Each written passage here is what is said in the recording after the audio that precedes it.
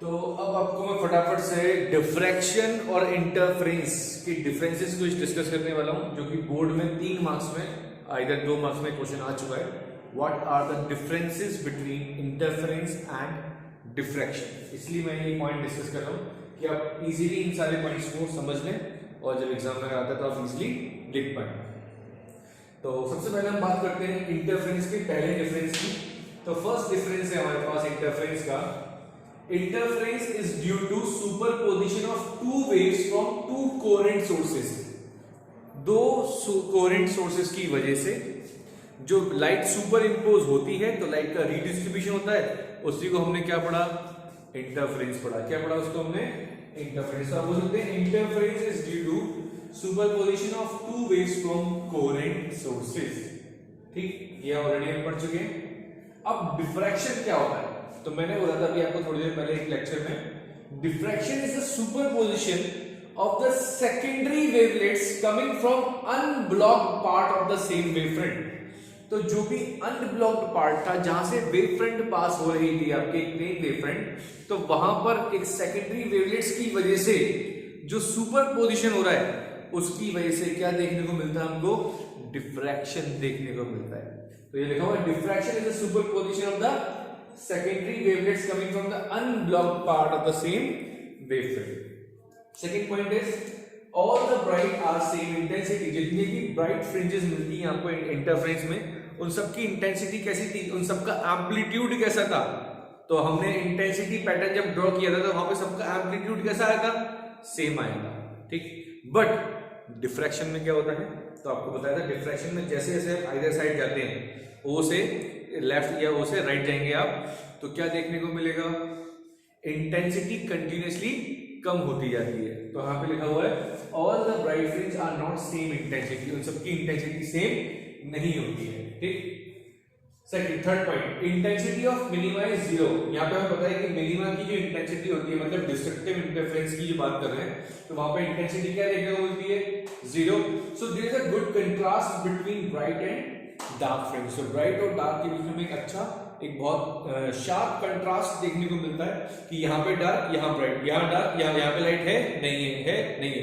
But अगर हम diffraction की बात करें तो मैंने बताया था इंटेंसिटी जैसे जैसे कम होती जाती है तो एक जो कंट्रास्ट है डार्क और ब्राइट के बीच में वो प्रॉपर देखने को नहीं मिलता है। Intensity at minima is never zero, so there is a poor contrast between bright and dark fringe. तो क्योंकि जो मिनिमम होता है वह प्रॉपर जीरो नहीं होती, थोड़ी बहुत लाइट नजर आती है, तो बट अगर आप ब्राइट से कंपेयर करेंगे तो प्रॉपर डार्क आपको देखने को नहीं मिलेगा। तो there is a poor contrast between bright and dark fringe. Dark और ब्राइट के बीच में जो कंट्रास्ट है तो वो प्रॉपर आपको नहीं दिखेगा डिफ्रैक्शन में। फोर्थ पॉइंट डिस्कस करें, the width of the interference fringe may और मे नॉट बी इक्वल। जो हमने विड्थ निकाली थी, याद करो एक्सप्रेशन हमने फ्रिंज विड्थ का निकाला था, वहां पर बीटा जो आया था डार्क का और ब्राइट का कैसा आया था, सेम आया था। बट अगर हमने एक व्हाइट सोर्स यूज किया था तो वहां पर इंटरफेरेंस फ्रिंजेस की जो विड्थ थी वो क्या थी, अनइक्वल थी। तो ये इक्वल भी हो सकती है अगर आप मोनोक्रोमैटिक सोर्स लें, अगर आप एक व्हाइट लाइट का सोर्स लें तो अनइक्वल भी हो सकती है। बट डिफ्रैक्शन में हमेशा आपको अनइक्वल विड्थ मिलेगी ब्राइट और डार्क फ्रिंजेस की। तो width of diffraction band is always unequal. Band की जगह फ्रिंज भी यूज कर सकते हैं।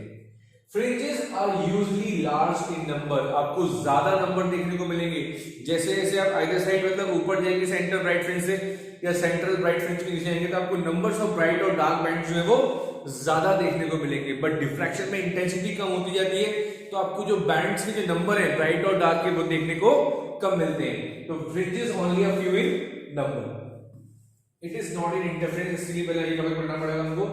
इन diffraction width of central maxima, अभी हमने ड्राइव किया था, सेंट्रल मैक्सिमा की जो विड्थ थी वो किसके इक्वल थी, is double the width of secondary maxima. इसका मतलब जो भी सेकेंडरी मैक्सिमा की जो विड्थ होती है, लेकिन उसको अगर आप सेंट्रल ब्राइट फ्रिंज से या सेंट्रल मैक्सिमा से कंपेयर करें तो वो सेंट्रल मैक्सिमा की विड्थ डबल मिलती है हमको हमेशा, किससे, सेकेंडरी मैक्सिमा से। जो 2x आया था अपना, विड्थ ऑफ सेंट्रल मैक्सिमा कितनी थी, 2x, तो अगर हमारे पास नॉर्मल सेकेंडरी मैक्सिमा की विड्थ अगर x है तो सेंट्रल मैक्सिमा की विड्थ हमेशा कितनी मिलती है 2x मिलती है। तो यही पॉइंट लिखा हुआ मैंने, in diffraction width of central maxima is double the width of secondary maxima and it is not in interference. Interference में ऐसा नहीं होता है।